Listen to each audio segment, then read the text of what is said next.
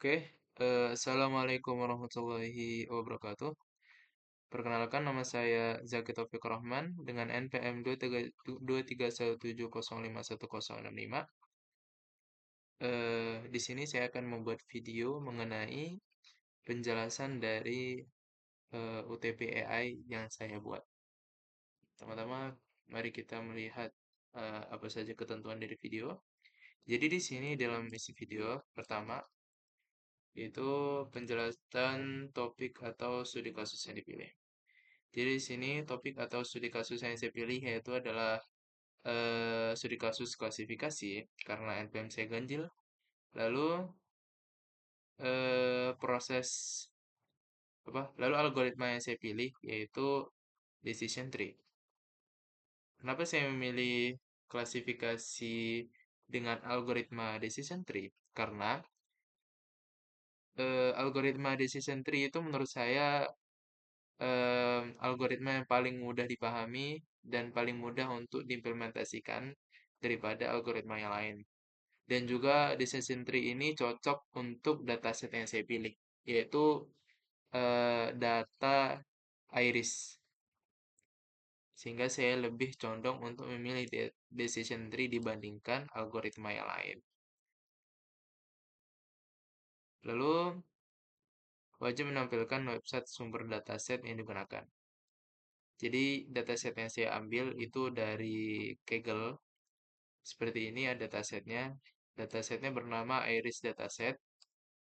Jadi seperti ini adalah penampakannya untuk datasetnya.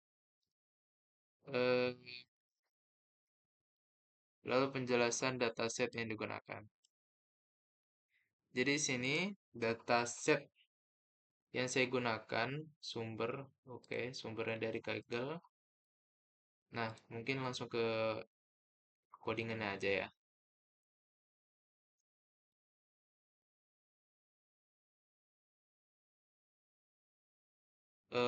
Jadi dataset yang saya pilih ini yaitu dataset Iris yang mana berisi 15 lagi. 150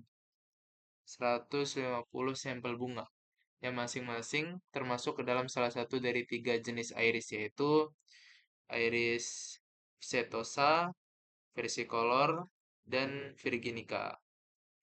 Di sini ada setosa, versicolor, lalu virginica. Ini adalah tiga jenis bunga atau spesies dari dataset ini. Lalu, setiap bunga ini memiliki 4 atribut atau fitur, yaitu ada sepal length, sepal leg, yaitu panjang kelopak luar. Lalu ada sepal width, lebar kelopak luar, lebar kelopak luar bunga. Lalu ada petal leg, yaitu panjang kelopak dalam, dan petal width, yaitu lebar kelopak dalam. Dan ini masing fitur ini adalah dalam data numerik semuanya.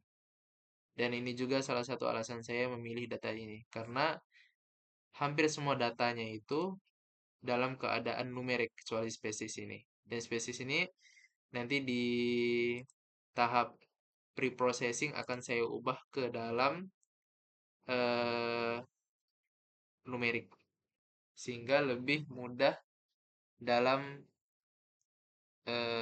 mengaturnya. Oke. Lalu cara kerja genetik algoritma dalam konteks program yang saya buat. Oke, kita langsung ke implementasi. Di sini saya emang sengaja bikin seperti ini karena eh, memudahkan saya bahkan atau asdos yang ingin lebih mengetahui apa saja yang terjadi di dalam kode ini sehingga saya lebih memilih membuat paragraf penjelasan setiap kode dari masing-masing ketentuan yang sudah ditentukan. Jadi di sini implementasi genetik algoritma yang saya implementasikan ke dalam data iris tadi. Jadi Pertama-tama, saya akan melakukan, oh ya, sebelum itu saya jelaskan dulu, em, bagaimana saya mempresentasikan kromosom di dalam kode ini. Itu saya presentasikan kromosom dengan 4 digit, yaitu contohnya 1011. Nah, 1011 ini dia merujuk kemana? Oke, mungkin sebelum itu saya jelaskan dulu ya. Jadi 1011 itu adalah nilai dari sepal, leg, sepal width, petal leg, petal width. Oke. Jadi di sini ketika implementasi ketika digitnya itu adalah 1011, maka yang kosong ini, oh, seperti yang di sini dijelaskan. Jadi ketika angka 1 pada posisi ini menandakan bahwa fitur tersebut dipilih untuk digunakan. Sedangkan angka 0 berarti fitur tersebut dilewati atau tidak dipakai dalam proses klasifikasi. Karena dataset Iris memiliki 4 fitur. Jadi ketika eh, kromosomnya itu adalah 1011, maka yang digunakan itu adalah sepal leg, petal width, petal leg, dan petal width. Sedangkan yang 0, yaitu sepal width, itu tidak kita gunakan. Oke, jadi seperti itu untuk penjelasannya. Lalu, saya jelaskan juga proses GA yang saya lakukan di sini, yaitu pertama, inisialisasi populasi. Jadi sini saya membuat inisialisasi populasi sebanyak 20 kromosom. Yang mana 20 kromosom ini dibuat secara random. 20 kromosom ini saya buat sebagai populasi awal. Dan kenapa saya memilih membuat 20 kromosom saja, tidak lebih atau tidak kurang? Karena dataset iris yang saya pakai ini hanya memiliki 4 fitur saja. Jadi ketika kita menggunakan jumlah kromosom yang terlalu besar atau terlalu kecil, itu akan membuat sumber daya, seperti di sini jelaskan, sumber daya komputasi tanpa memberikan peningkatan hasil yang signifikan. Jadi seperti ini dataset yang sudah dibuat 20 kromosom. Jadi inisialisasi populasi. Lalu selanjutnya, setelah saya inisialisasi populasi, yaitu melakukan fungsi evaluasi fitness, yaitu em, evaluasi fitness ini menghitung berdasarkan akurasi model decision tree yang dilatih menggunakan fitur yang dipilih pada kromosom ini. Jadi di sini kita akan melakukan akurasi model decision tree, yang mana ini rentangnya saya buat 0 sampai 1. Jadi semakin mendekati 1, maka model tersebut atau kromosom tersebut semakin bagus, semakin baik performanya. Jadi di sini adalah nilainya, nilai fitness dari 20 kromosom. Di sini ada yang bernilai 1, ada yang bernilai 0,9, ada 1, ada yang 0 juga. Tapi di sini rata-rata 1. Oke. Selanjutnya di sini ada selection, memilih kromosom terbaik. Jadi di sini saya akan di bagian selection ini memilih kromosom terbaik dari fitness tadi yang tertinggi dari populasi untuk menjadi induk yang akan melakukan crossover. Oke, jadi di selection ini kita akan memilih kromosom mana yang paling terbaik yang akan dijadikan sebagai parent atau induk. Dan ini akan kita gunakan untuk melakukan crossover. Dan dari crossover itu kita akan menghasilkan keturunan yang baru. Oke, setelah kita seleksi mana kromosom yang terbaik, kita lanjut ke crossover, yaitu mengkembangbiakkan atau istilahnya itu disilang dari parent-parent terpilih ini.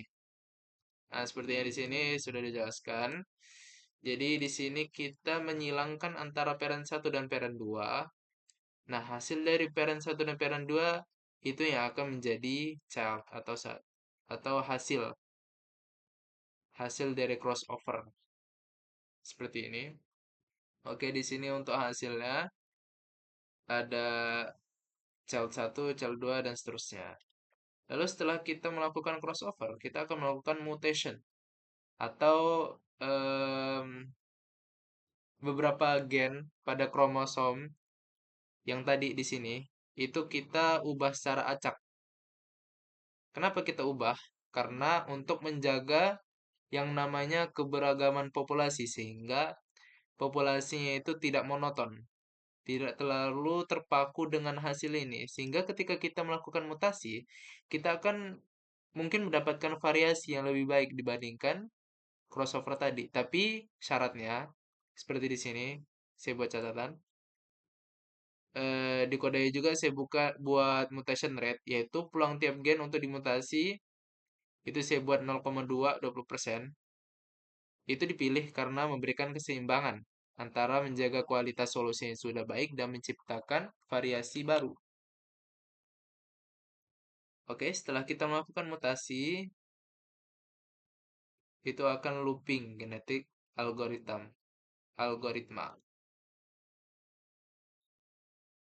Sepertinya saya udah masuk ke dalam sini, ke dalam penjelasan singkat bagiannya. Oke, kita lanjut aja. Saya akan lanjut untuk menjelaskan bagian looping genetik algoritma atau untuk membuat generasi.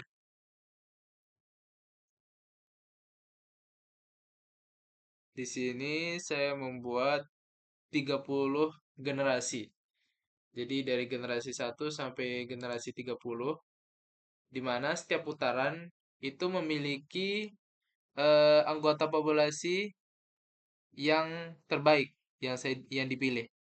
Jadi kromosom yang paling bagus itu akan dipilih setiap generasinya. Contohnya di sini generasi 1 itu fitness terbaiknya adalah 1 dan kromosom terbaik itu adalah 1010. Selanjutnya generasi 2 itu fitness terbaiknya adalah 1 juga, kromosom terbaik 1111 dan seterusnya sampai ke generasi 30. Seperti itu.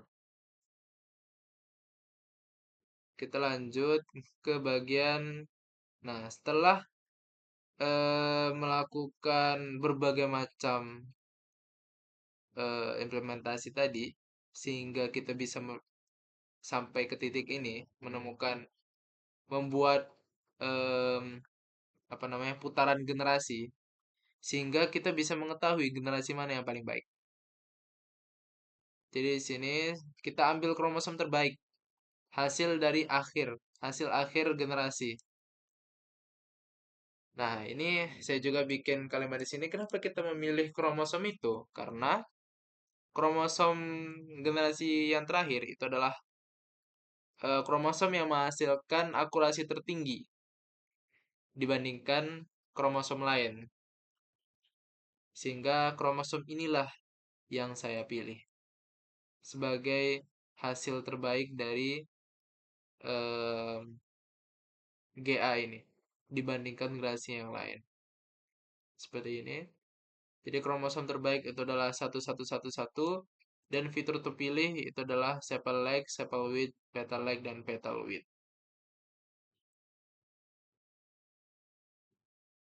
Oke, tadi udah pre-processing, modeling, hasilnya juga sudah, hasil dari kromosom tadi.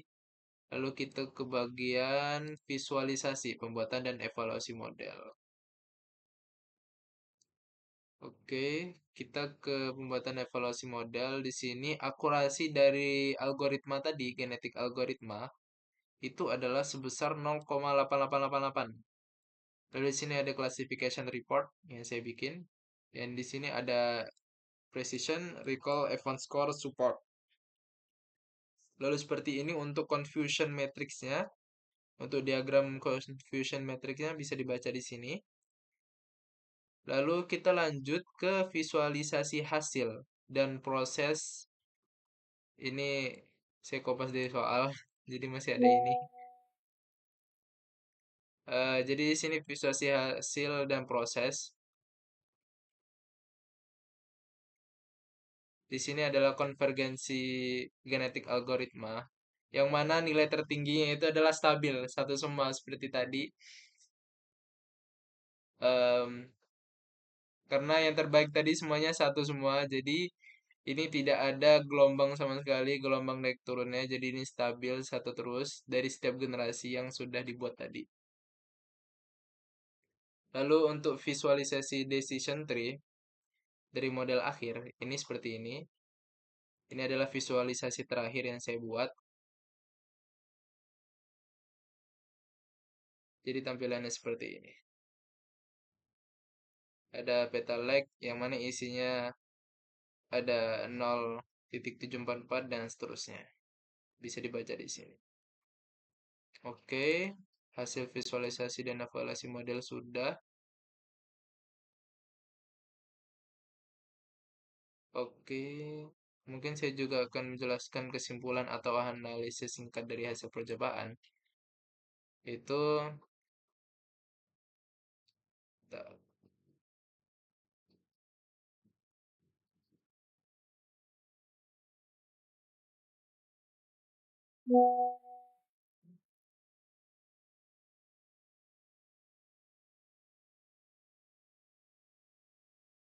hmm, oh iya. Jadi di sini saya akan membuat kesimpulan akhir dari kode yang telah saya buat ini. Jadi pertama, genetik algoritma itu terbukti efektif dalam memilih fitur penting dari dataset ini. Terbukti dan performa tinggi meskipun ada beberapa yang tidak sesuai. Tapi tadi seperti akurasi model ini itu termasuk sangat tinggi. Lalu model decision tree yang dihasilkan tetap mampu memberikan akurasi yang tinggi dan generasi yang baik. Lalu proses konvergensi fitness yang ini itu menunjukkan kalau itu grafiknya itu adalah stabil dan efektivitas dari kode ini itu sangat optimal yang telah dibuat oleh GA tadi.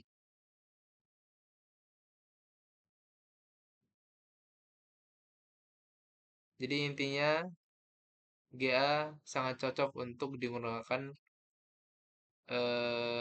dalam memilih fitur penting dari dataset ini.